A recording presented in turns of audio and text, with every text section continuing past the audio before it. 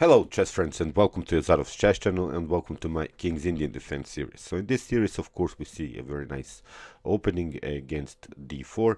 And why am I showing you so much of this King's Indian Defense videos? Because I think you need to know all of these possible lines, all of these possible threats played by white. And of course I wanted to show you these liberating lines, and of course I cannot show you all of these possible moves, but at least I can show you this liberating lines for you, that you don't get scared when your opponent plays moves as knight on b5, which I'll show you in this video, of course. And today we'll do again this barrier attack against the King's Indian. So any opening that you choose has the sidelines, and of course you have to study them for you. You have to at least know them, at least know the possible threats in these lines. And of course you have to know your middle game strategies, you have to know your end games to win a game. So today, as I said, I wanted to show you again the barrier attack against the King's Indian defense with this continuation knight on b5 in move 7, which is an important line for you to see, because you may think after this knight on b5 I've lost the game, but it's really not so, and I'll show you why. So let's see now this knight on b5 of this barrier attack.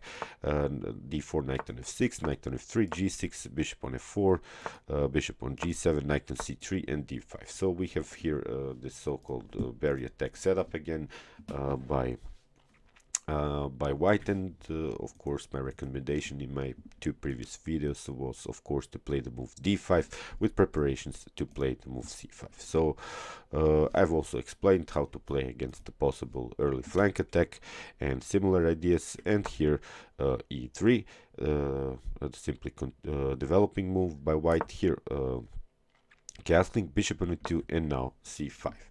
And today I wanted to show an instructive game. It was played by Fadi Mikdad against Hedin Steingrimsson. Here Hedin Steingrimsson with black pieces, here c5, and now comes this knight on b5 move. You may think, okay, you have lost the game, dude. You have white has now the possibility to play the knight on c7 and attack your rook. You cannot escape, because if you try somehow with the knight, then you cannot recapture the pawn on c5. Your opponent can then after that take d takes on c5. But here you have a very strange move. You can play the move knight on c6 and allow your opponent to play the move knight on c7. So let's see now the continuation. After knight on c7, you have of course you have to play with your rook, knight on b8, and now if your opponent tries knight on b5, and of course you're not going to do again this rook on e8 move, but first in this game rook on e8 was played. Now again knight on c7, and now you have the move e5. This e5 is a very strong idea, because if the bishop takes, then you can of course capture the bishop on e5, and then if d takes e5, you can simply take the knight, e takes f6, and now bishop takes on f6, and you see we continue the game with the bishop pair. We have a very nice diagonal. We are pointing at this very weak b2 pawn. So here maybe c3 can be played, but then you have rook on d8, and I think this is perfectly playable for you, because you have, as I said, the bishop pair. Basically what you have to do is develop maybe the bishop, and here create maybe an attack with ideas b5, b4, just to open this diagonal for your bishop. So if in this position after e5 the knight takes, then you can simply take the knight, you see, because we cut out here the defense of this bishop on the knight on c7. Now if white tries maybe here ideas knight on g6 with discovered attack on the queen, then you have of course first the check, and then after that you can capture the knight. So it's really not something special. And if your opponent takes the rook, then you simply take out the bishop on f4, and in a couple of moves you will be able to take the knight on h8, because the knight cannot escape here on c7. Basically what you have to do is develop your bishop, so, and then after that take the knight, which is of course the better continuation. We have two pieces for the rook, so I don't think this is something that you have to worry about. So in the continuation of the game was played after e5, we have here d takes e5, and now black played queen takes on c7, e takes f6, and now you have this in between check on a5, queen on d2, queen takes on d2, knight takes on d2, and now bishop on f6. And you see again we have now opened this very nice diagonal for our bishop. In the continuation c3 was played, and now of course d4. As I said, we want to break immediately this very nice diagonal. Knight on e4 was played, bishop on g7, c takes d4, and now castling. Now we have d takes e3 by black. Now bishop takes on e3, and now bishop takes on b2. You see we gained the pawn. Really now a very good position for black here. Rook on b1 was played, again bishop on d4. Of course, if bishop takes on d4, then we can put our knight on a very active square here on d4, and of course attack the bishop on e2. So here knight on d6 was played, bishop on e3, f takes e3, and now rook on b8, of course defending this b7 pawn. And okay, we have now maybe a couple of troubles. Of course we have to somehow develop our bishop in order, but of course the bishop is the defender of b7, so let's see how black does it.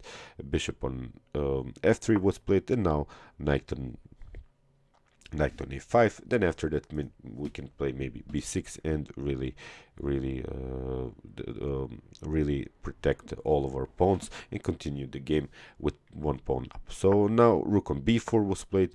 Now bishop on e6, because if white captures here, of course, then after a couple of exchanges we can here take the pawn on a2. So now black uses here the tempo on this pawn. So now knight on b7 was played, and now an in-between move, a very nice move, knight on c4, attacking this very weak e3 pawn. Still have our possibilities to take the pawn on a2, and we have also sort of a pinning position here. So this is now of course a better position for black. We have a better activity with our pieces. Now rook on a1 was played, and now rook from f to c8. Now the pieces are on the best squares that we can put them in, and of course now even the threat is to play maybe rook on c7 and try somehow use the spin here. So here rook on a4 was played. Now knight on d2, knight on d6 attacking the rook, knight on f3, g takes f3, and now rook on c2, a3.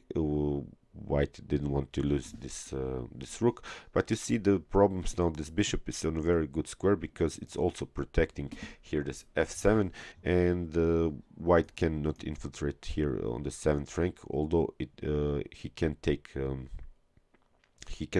pawn on a7, but then he cannot simply attack this f7. Meanwhile, you see with this doubling rooks on the 2nd rank, well, black can create some really dangerous stuff here around white's king. So here rook from b to b2 was played, of course, doubling the rooks as I said, and now rook on h4. Now we have g5, very nice move, kicking away the rook from the h file, but h5 was played, and now f6. Now we have also possibilities to somehow attack the rook with king on g7, and then after that maybe king on g6, knight on e4 was played, and then king on g7, knight on g3, and now king on g6. Basically what you have to do is maybe check here, and then after that to take out the knight, which is the defender of this bishop of this rook on h5. So here f4, again, as I said, rook on g2, king on f1, and now very nice idea, bishop on c4, and of course this is the position in which white resigned, because he's forced to put his king on e1, and then you have the simple checkmate on g1. So let's go back here, and here after knight on c7, I recommend you to play the move e5, which is really a liberating line for you. You can simply go and go into a favorable end middle game. I think it's not something that you have to worry so far, and of course this is a very good game played by black.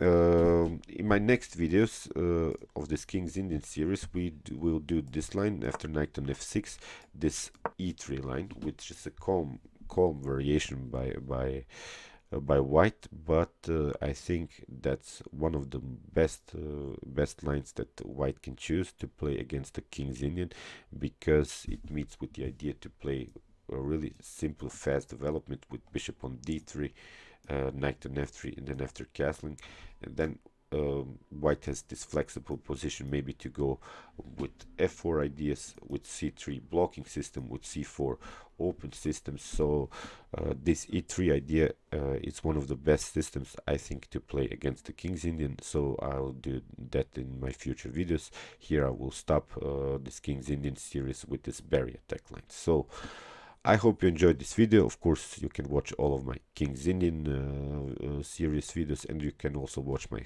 hyper accelerated Dragon Sicilian defense videos if you have troubles while playing against e4. And of course, guys, don't forget to subscribe to my channel. Thanks you for watching, and chess is the best, of course.